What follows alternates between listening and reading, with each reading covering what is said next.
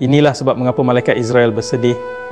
Ketika Allah Subhanahu Wa Taala hendak menciptakan manusia, Dia memerintahkan 3 malaikat untuk mengambil segenggam tanah dari bumi. Malaikat Jibril, malaikat Mikael dan malaikat Israel. Satu persatu mereka turun ke bumi.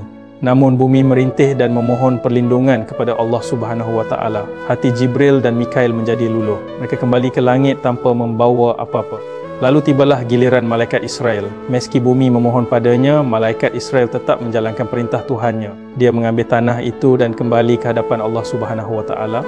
Allah pun bertanya, "Wahai Israel, mengapa engkau tidak menghiraukan permohonan bumi seperti saudaramu yang lain?"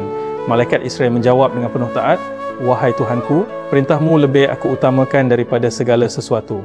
Maka Allah Subhanahu Wa Taala pun berfirman, "Engkau layak untuk menjadi malaikat maut. Namun tugas ini akan berat kerana manusia akan membencimu." Sejak hari itu, malaikat Israel bersedih. Bukan kerana tugasnya mengambil nyawa, tapi kerana ia akan selalu disalahkan, padahal ia hanya menjalankan titah dari Tuhannya. Kalau kamu benar-benar sayang kepada Rasulullah sallallahu alaihi wasallam, tekan butang suka sekarang dan tulis di ruangan komen Allah Maha Besar.